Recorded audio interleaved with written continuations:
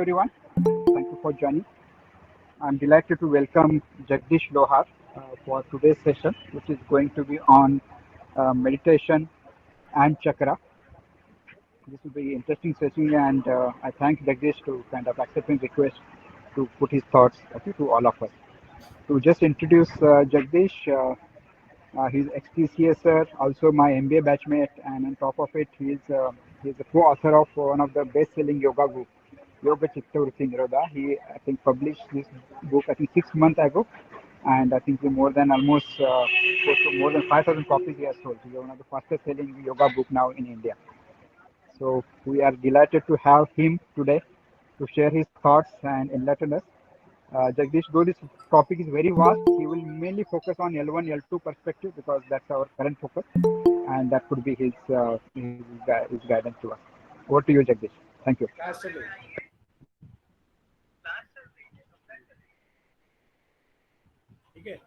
Yeah, thanks, Dhananjay. It was a long discussion, long introduction. Is there any way that I can mute all? Maybe David Charan, you need to mute who are not at all speaking. We have that.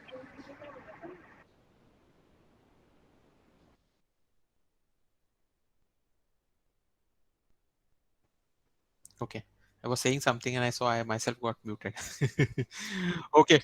Okay. Thanks, guys. And so I think I'll give you the first Guru Gyan. Definitely, I'm not a guru here, but just a Guru Mantra. First of all, when you are thinking and when you are learning from the perspectives of your level 1 and level 2, you have to first of all switch off from the WhatsApp messages. Fortunately, I'm also part of that WhatsApp groups and all that.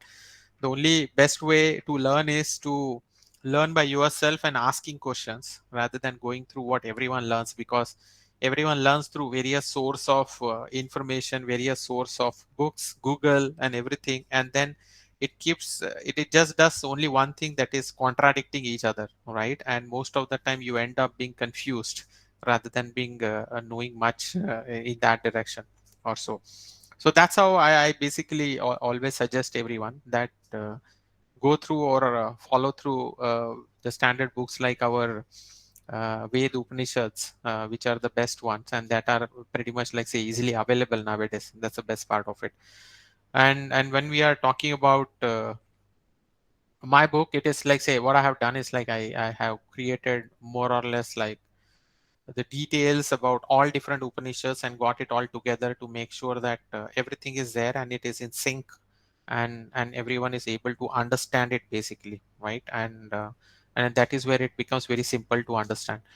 So I'll give some scripts or some transcripts on the basis of that, and then that will give you a fair idea about it. But if you and I'll stick to some of the revisions point, so which I was discussing with Dhananjay, and he said that more or less we are looking out for folks who are appearing for these exams, and it will be great if we can start looking at mostly from revision perspective only, right? So this is where I'm taking the session from that perspective only. But if you have any more questions in line to it, then definitely voice out in between, and I'll try my level best to find out something, and then whatever is there in top of my mind and share it with you guys. Okay. So today what we are going to talk it about is like the pranayam part of it. The second part is about meditation, and then the third part is mostly at a very high level from the chakra perspective, because chakra is another very deep concept, right? So one of the very common questions when we always talk about pranayam is like, say, where does pranayam stands in comparison to various Upanishads that we talk about, like Patanjali Yoga Sutra, and then basically the Hat Pradipika and Gheran Samhita. And guys, please sorry that, but I have not created any kind of slides, so it is going to be more on whatever the knowledge I have on top of my mind, and that I'll be basically sharing. So if you have any specific questions, please do put it on chat, and then I'll be able to answer those. And most probably in a day or two, I'll create some slides and I'll share with Dhananjay so he can share it with all. Okay, that makes sense. Okay, Dhananjay. Yeah, that will be fine. Okay. Okay, fine. So let's start off. So pranayam is like say prana and ayam. So mainly the word itself says it is how you try to breathe, that is pran, to breathe, and then ayam is like say the vayam of breathing, plus also how you restrain the breath, right? So that is all about to restrain the breath is pranayam. And in Patanjali Yoga Sutra, which is also like called Ashtang Yoga, where does our pranayam stands, right? Basically, so it is yam niyam asan pranayam pratyahar dhyana dharana samadhi. So where our pranayam stands at like say level 4, when we speak about, or in the sequence it comes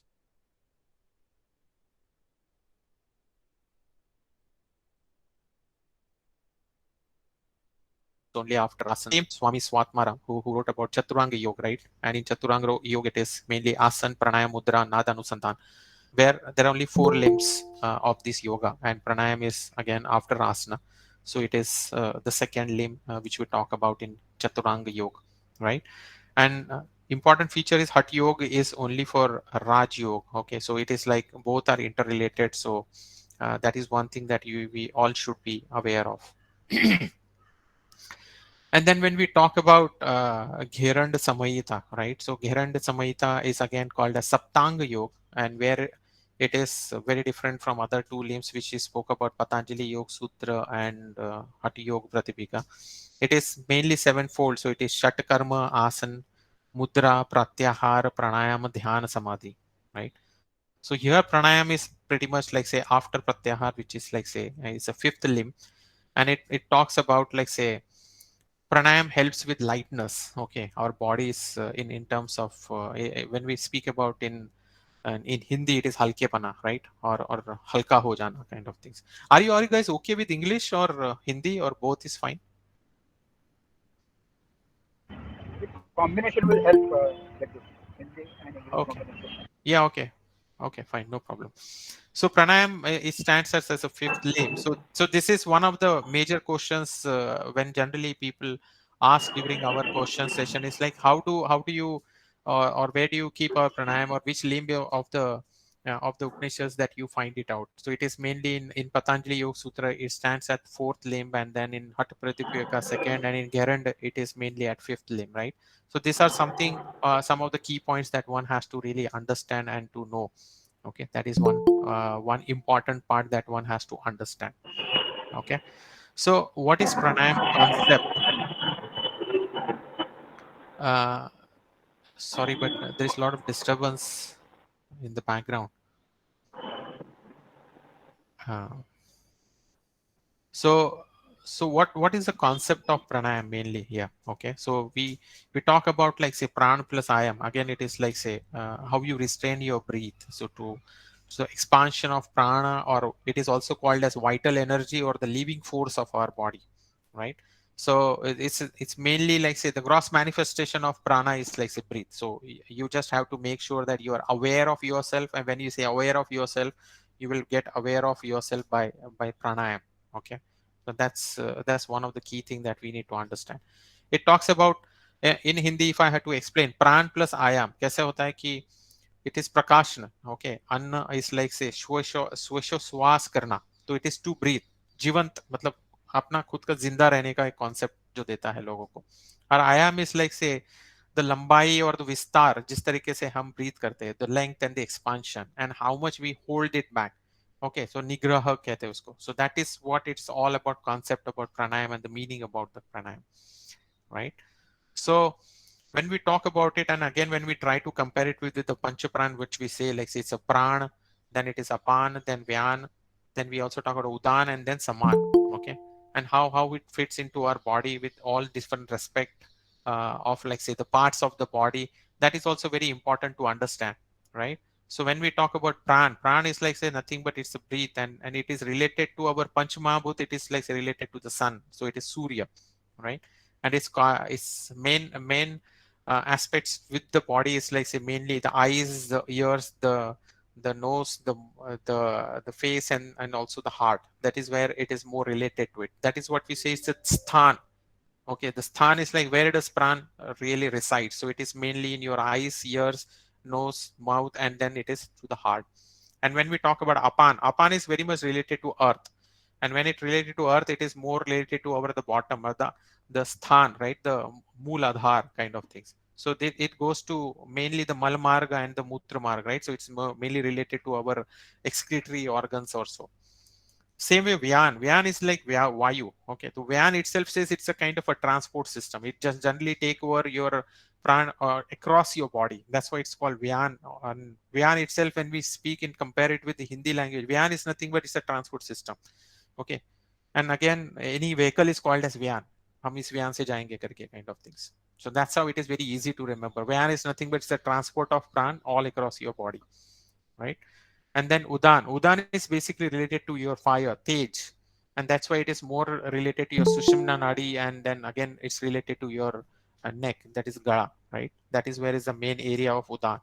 And Saman is like say directly related to your Akash, which is in your center part of your body, which is Nabi, like say your belly button area, right?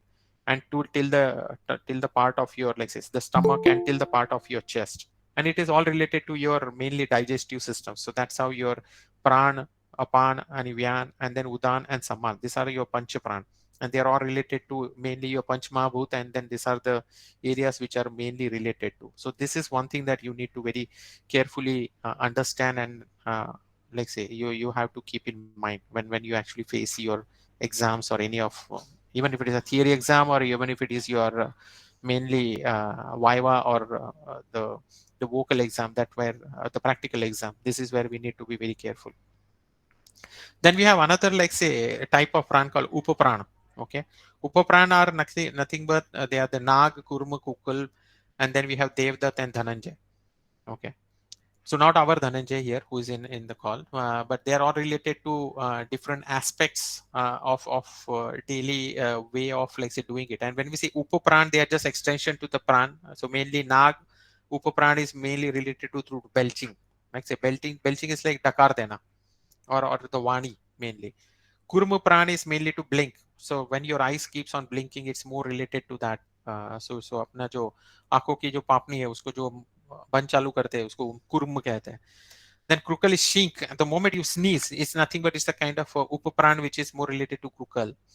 And Devdatta is more related to yawning. When you yawn, it's nothing but it's a Devdatta. And Dhananjay is the Vayu which actually is still there in your body when you are in a remain condition, which is just a dead body. Okay, so whatever is remain in the body for some time even after death, that is Dhananjay. That is called as संपूर्ण शरीर भर जो रहता है बाद में एक अपने डेथ के बाद, उसको धनंजय कहते हैं. That's an upapran, right? And then mainly about prerequisites for pranayam, mostly what they ask is like what are the prerequisites of pranayam. One is your posture, how you sit. Okay, that's very important. The kind of food that we eat, that should be always moderate food. You might be aware, right? So it's a 50% food, 25% water, and then another 25% should be very much open, nothing but only air that should be there in your body. So that's how you need to plan your food even before you do that. And another thing is like our main purpose of pranayam is to make sure to be activate the Sushumna Nadi, right? So that is generally never get like say open up because of all the impurities that we have in our body. And that is where is the whole purpose of pranayam, that we do nadi shuddhi to make sure that the cleanliness of body or the impurities of the nadis are done. The cleanliness of nadis is done, removing the impurities by using nadi shuddha, and that's how we open up Sushumna Nadi. That's the whole idea behind it. So what is the prerequisites? Mainly proper place, the proper position, the time, the diet, and the nadi shuddhi, and then you basically start your process of pranayam. That's the main purpose of that, right? Now, one of the thing which always people talk about, like say we have this three ways of pranayam. What we always do is a purak, rechak, and then we try to do that skillfully, inhaling and then exhaling and then retention of the breath also. So do we do it like say right from day one? So the answer is no. Okay, just remember this one thing, because uh, doing the retention of the breath in itself is a very big process, and one has to be really mastering in doing their pranayam. You can do it like say on and off basis, but you also need to be very careful. Okay, because that one shot of like say holding back your breath is very risky, and unless you are very skillful in doing that, then only you need to practice it. So this question generally asks, can you start start doing your retention right away the moment you start doing pranayam? So the answer should be no, basically, right? So you need to be very careful about that. And our pranayam should be done uh, uh, in the proportion of 1:2:4. So can anyone tell me, like, say, what is that 1:2:4? Let's make it little bit more interactive session rather than me only speaking to this dumb box. Make sense?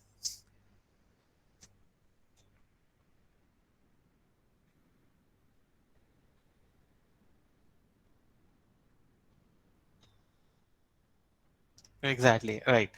So the moment, the amount of breath that you intake, right? And then you slowly, yeah, or what you will do, you hold back. So let me come back to hold back might be later. So when what you intake, let's say you are intaking your breath for calculation perspective, let's say you are intaking for 2 seconds, okay? Then you have to make sure that you are actually pulling all your muscles and pressing it all, like, and try to exhale everything that is there outside of your body for 4 seconds. Okay, so the whole idea is like you have to inhale, take all the energy, and when you exhale, whatever is the waste part or whatever is the impurity, that has to go exactly out of your body, and in whatever capacity that you can move out, that has to go out completely. And why the retention needs to done? Because whatever the energy that we take, that energy has to spread across the body, okay, and it has to take the entire benefit of the positivity, and then when actually it is get done, then you actually exhale it out completely. And that is the reason we say that when we inhale, you have to keep it inside your body or retain inside your body for 4 times the time that you have done the inhalation. So if you're done 2 seconds, then 8 seconds if you are able to hold it. That is the reason I am saying that sometimes it is very tough, so you have to keep yourself away from retention of so long. So 1 second, you cannot end up, like said, only inhaling for a second. Generally we take, most of the time we take, like, say, 2 second or 4 second at least for inhalation. And if you ask me today, the way our IT guys inhale is like half breathing and half exhalation kind of thing. जैसे मैं अभी बैठा हूँ और मुझे अगर inhalation करना है, तो it is like very half. You just try to observe your breath on a daily basis. What you do? It's like you don't even breathe completely inside. You don't even, like, say, bulge your, like, say, tummy completely, like, say, out and big and all that. You're always, like, say, in a compressed format, and you just breathe it to the heart and just you leave it like that, like, say, immediately. Where is that entire energy is gone? It's all waste. You just take half breath and you just remove out. Nothing make any sense. So you need to breathe in, you breathe in completely, and then you then try to exhale it out completely. And as you get mastery in at least inhalation and exhalation, that is a control of your mind, right? That means you have already started controlling your mind, and that's the entire purpose of yoga, right? That you have to control your mind, and that starts with your controlling of your breath. The moment you start having that control, slowly you have to then further expand and take it to the next level of retention of your breath. And slowly then you take it out to the next levels, and that's how you proceed further. And that's why people say that if you really want to become a yogi, you have to learn breathing. That's a very base fundamental of this whole thing. No asana, nothing. You breathe, even you're good with that. We are not even breathing nowadays. That's the main part of the story right now, right? So enough time on that. So let me proceed further. And generally, it says that the procedure of pranayama is like you should always generally sit in a padmasana, and then you should fill in the air through your left nostrils. That is also called as, like, say, Chandranadi, and then you have to confine it, keep it to your capability inside, and then slowly you expel it through your right nostril, which is also called as, like, Surya Nadi. And slowly the belly should be completely filled, and then remove it out, and maintain, try to keep that purak rechak, and then kumbhak, right? Kumbhak is nothing but it's a retention, so you have to keep it to your capacity. You should not just overdo or something like that. But otherwise, if you are even trying to do nadi shodhan with not kumbhak, that is also fine, and that's in our syllabus for level 1, 2, and 3 also, that we have to do pranayam without kumbhak, right? But you just need to understand the whole concept of kumbhak, what it is and what not, right? So coming to the next point, what is the interconnection of mind and prana? Okay. So mainly, as I just told you, when we are focusing on our prana, and when you are trying to control it, this is how you start, like, say, having that full control on where and how exactly you are controlling your air and all that, and that's you slowly start, like, say, uh, training your mind to control things, right?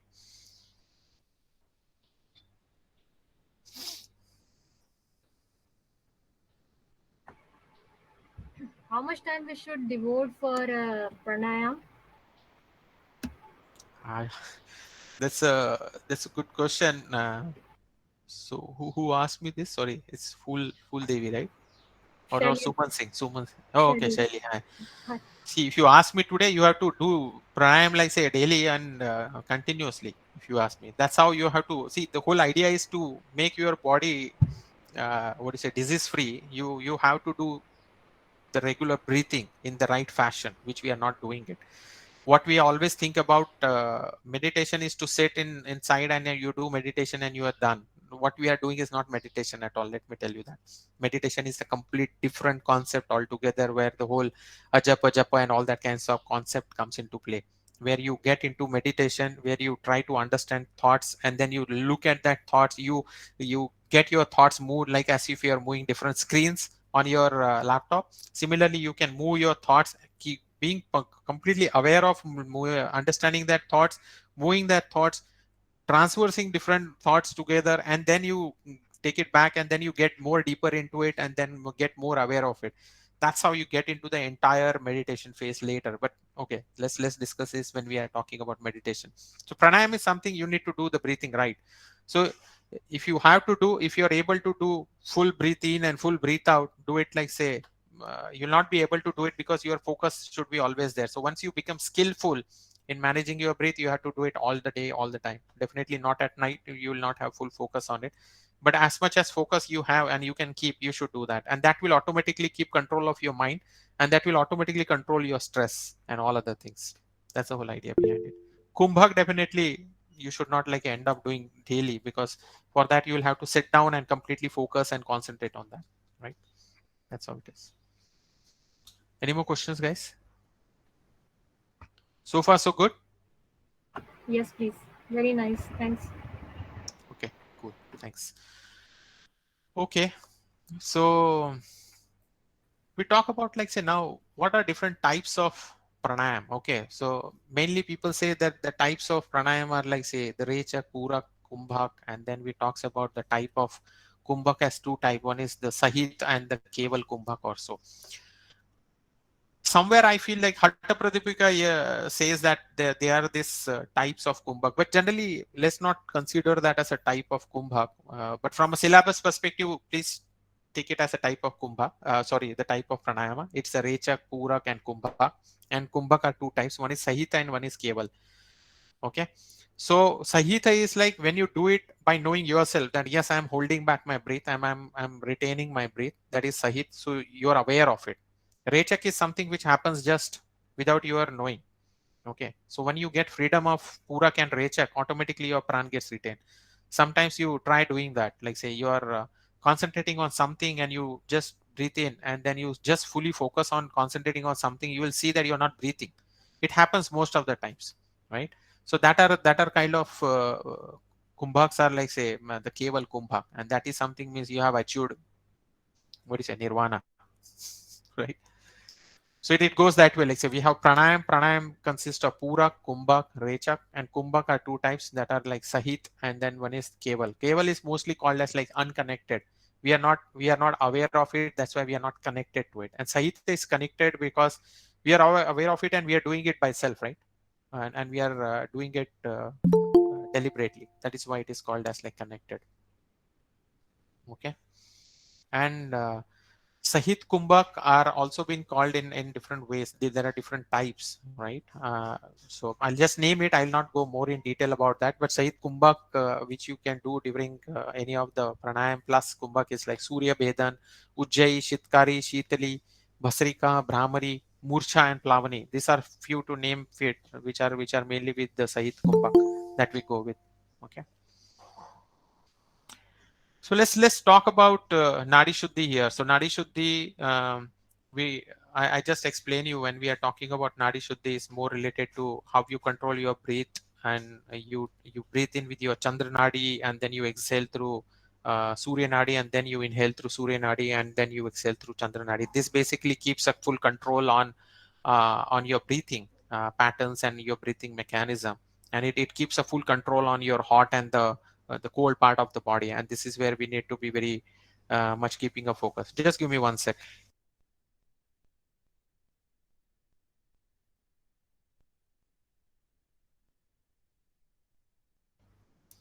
Yeah, sorry to bother. So how you do Nadi Shuddhan is like say mainly we start with like say cooling our body. Okay, we don't completely start directly with inhaling from right. We should always start with left. Okay, and then when you breathe in through left, it cools it like say activate your Chandra Nadi, and then you retain it, and then you close your left the nostril, and then you exhale it through your Surya Nadi. Okay, that's your right nostril, and then you the next step is like say you again inhale through your Surya Nadi, and then you exhale through your Chandra Nadi. And when you are very skilled in achieving this, then you slowly start with what do you say, your kumbhak with it, retention of the breath. Most of the time we would suggest that you can always keep, to beginning with, we can have a equal ratio, that is 2 is to 2 is to 2 or 4 is to 4 is to 4, and slowly as you keep on increasing your practice and having a full control, then you can go on increasing that ratio. Okay, that's more of a Nadi Shuddhi that we speak about. In the Sahit Kumbhak, which I told you, that there are differences when we try to compare it uh, the Gheranda Samhita. Gheranda Samhita talks about very different kind of pranayam plus the namings, that is Surya Bhedan, Ujjayi, Shitali, Basrika, Brahmari, Murcha, Kevali. Now here it is, we don't have a Plavani here, which generally our other book says as is, right? So here it is like say Kevali and Plavani. That are the two differences that we can see when we are comparing it with That Pratipika and Gheranda Samhita right now. Okay. So how many people are trying to do here like say level 3, because there are a lot of like say things about Soham that we also speak about, and that's one of our pranayam section, so just for them mainly. But it is good to know, it's like when you inhale, you have to understand what kind of sound it makes. Generally it makes like say so, that kind of sound it makes, so, and then when you exhale it is hum. Okay, so when you do it like say a little bit fast, and when you try to hear the sound becomes so hum. Okay, so that is another like say Kevali Kumbhak which we talk about, and that's what we also call as like Soham pranayam. So in that way it gives that sound. Inhalation is so, and then exhalation is hum. So it's like so hum, so hum, so hum. Automatically you see that thing happen again. So it is said that in 24 hours, we make 21,600 such sounds. Okay, the sounds of breath. And it is also called as Ajapa Gayatri. Okay, this is one of the very key thing that comes out of our Gheranda Samhita, and that is most of the time a very frequently asked question generally in our level 3. But for level 1, level 2, you just, it's good for your information right now. Okay.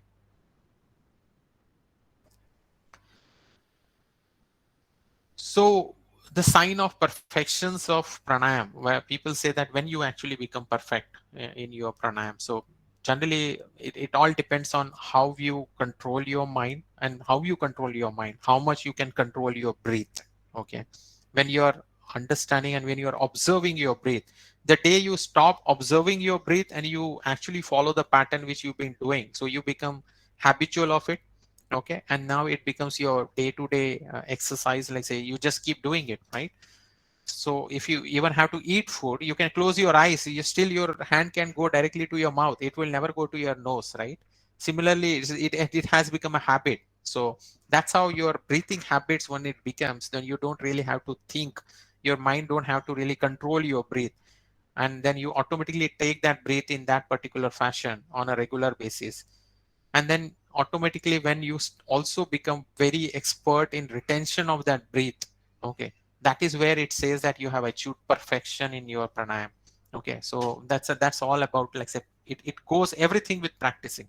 Nothing can happen just overnight, and everything has to have a kind of, what you say, a practicing sessions for everything. Okay, now one of the key things is like how many nadis that we have in our body. Okay, so anyone knows how many nadis we have? 72,000. Perfect. Perfect. You're all set.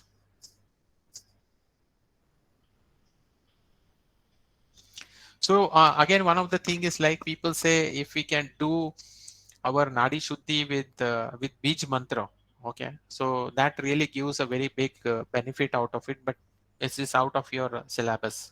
Don't get more into detail, but Nadi Shuddhi, Nadi Shodhan, Anulom Vilom is all one. Okay, so don't get confused with that also, because most of the time people will try to confuse you.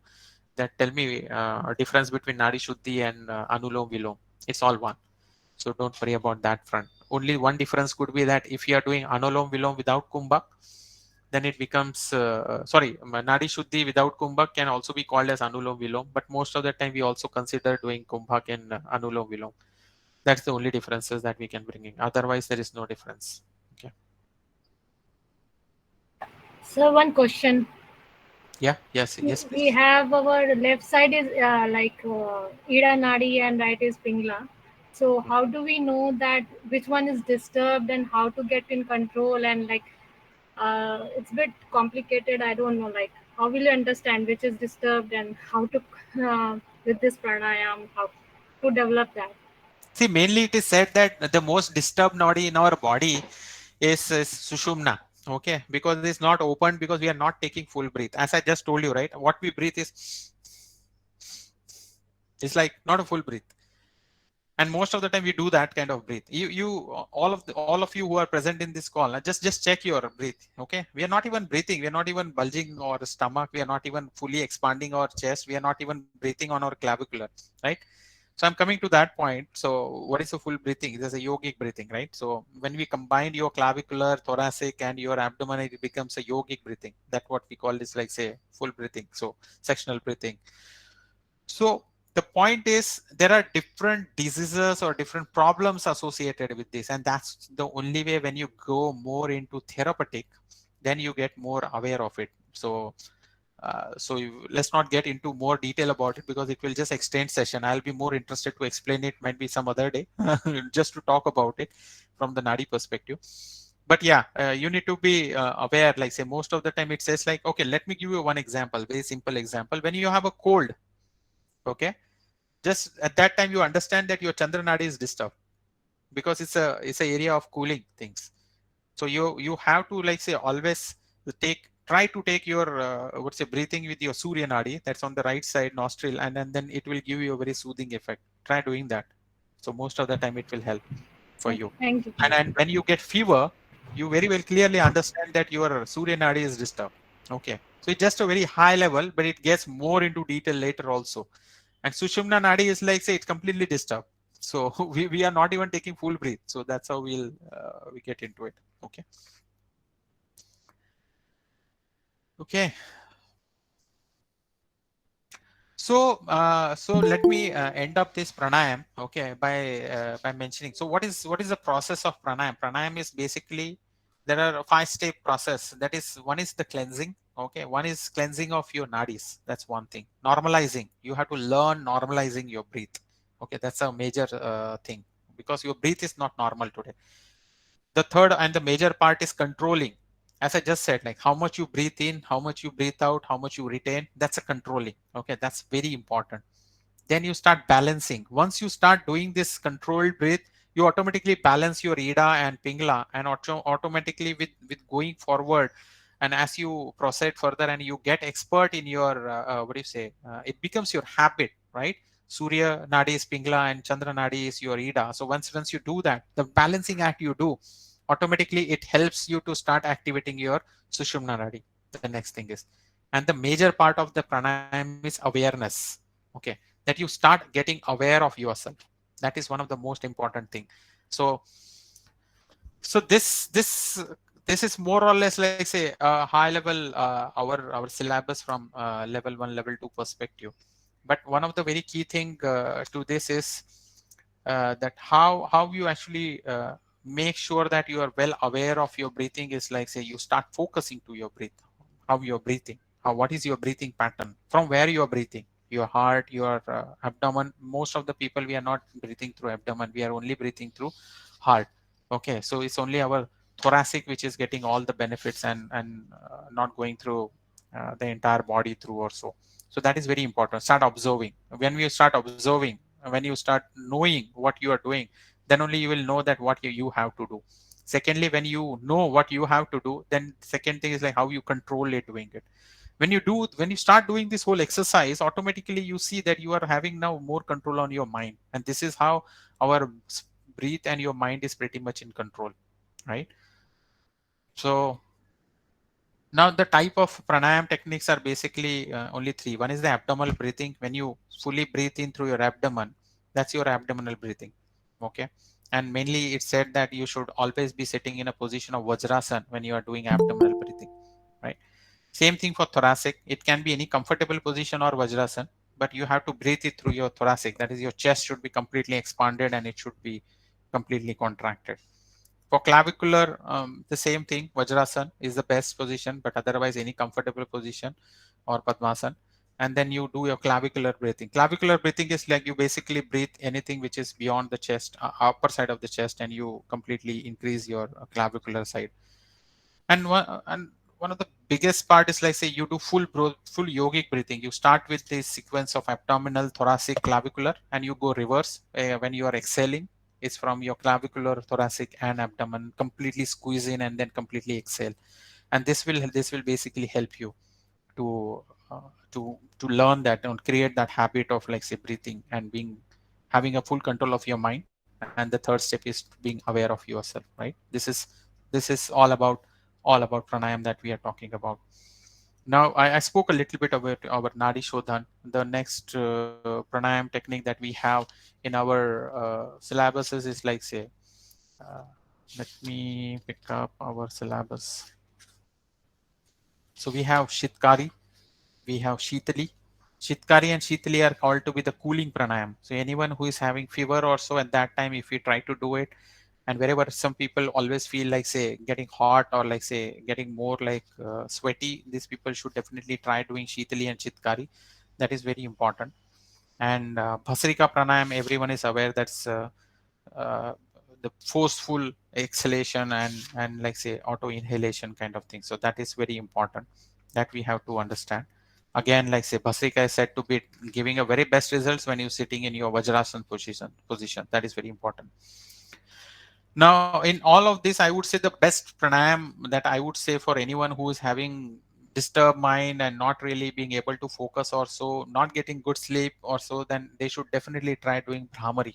Okay, Brahmari is like making the humming sound when you breathe in, and you have to, what say, you breathe into your mind, like, say, nose, and then when you're exhaling, then you have to close your ears, and then you have to start exhaling with the humming sound, right?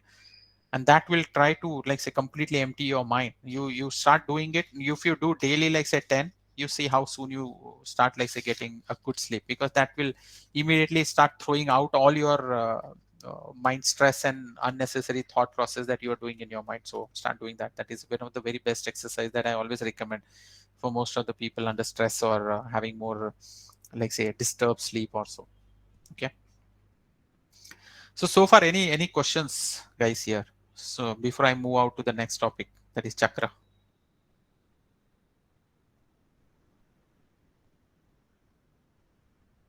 No questions? Okay, so I'll move on to the next detailed slide. Is we are talking about here chakra. Chakra. What one person really understand about chakra? Can someone tell me what do you understand about chakra here? Why we are learning about chakra?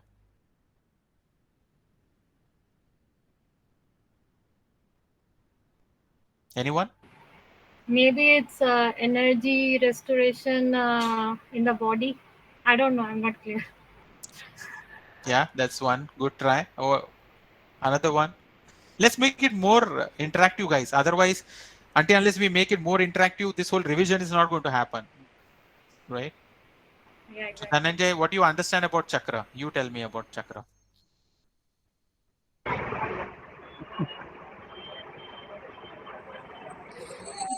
Namaste. Yeah. It is a junction of the three nadis, Ida, Pingala, and Sushumna. Yeah. Okay. Junction. Okay. And they are in some sense energy centers also. Yeah. Perfect. That is how I could understand. Okay. Okay. No, that you are pretty much to the point. Yeah. So where? So I think you guys have already gone through your the session on the various parts of the body and all other things, right? The what do you say, of different systems of the body or so. So which system it really impacts? Can someone tell me that?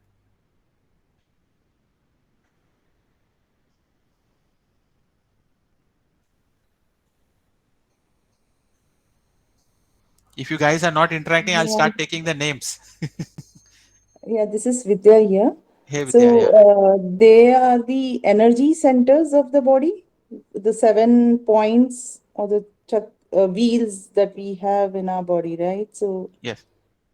something like that. Yeah, but which body system it impacts a lot? Pranamaya question? Sorry? Yeah. Is it Pranamaya question? No, not exactly. Pranamaya is dealing with only breath. What is next? Annamaya, Pranamaya, Manomaya, Manomaya. Vijnanamaya, Anandamaya. Yeah. So which one?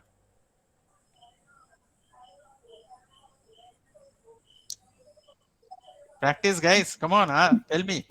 Manomay. So let me tell you, like chakras have importance into each of these places. So not only just one area, but chakra has its own importance with related to all the Panchakosha. Okay. It has one or the other impact, definitely related to all the Panchakosha. So yeah, go ahead. Okay. Done with all tracks?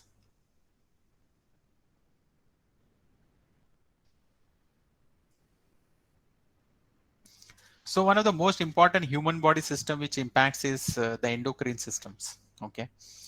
It really it says that the chakras are the centers of psycho, neuro, immuno, endocrine system. So all the hormones that really are in your body that has very, very great impact because of this. And one of the biggest impact is your pineal gland, which generally is not activated in nowadays in us, and that is one of the most important part. We have to reach it. That is the top of our head, Sahasrara, and that starts with the Muladhara, right?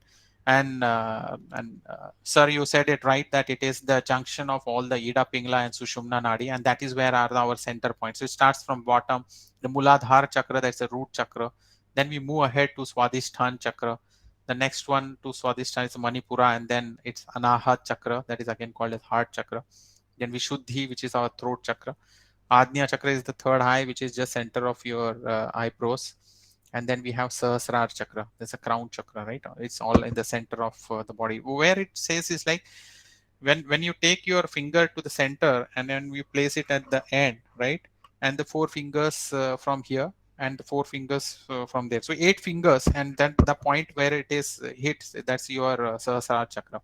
And it is said that when you sit into meditation, you have to press a little bit that center point, and then you start focusing to that force, and then you start getting it to that meditation stage, and that will give you a very good results. You will start looking at the different colors that comes in frame of your mind. Try doing that.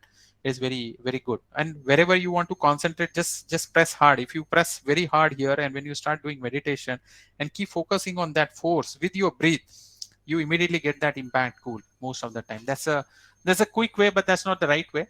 You have to get it done, like say, quickly. So that's how we talk about 7 chakra.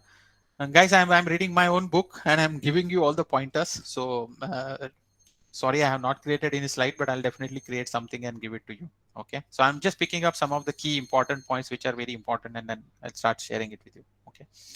So Muladhara chakra is one of our root chakra, very much at the lowest of what do you say, the 7 chakra, right? That is associated with our element, earth element.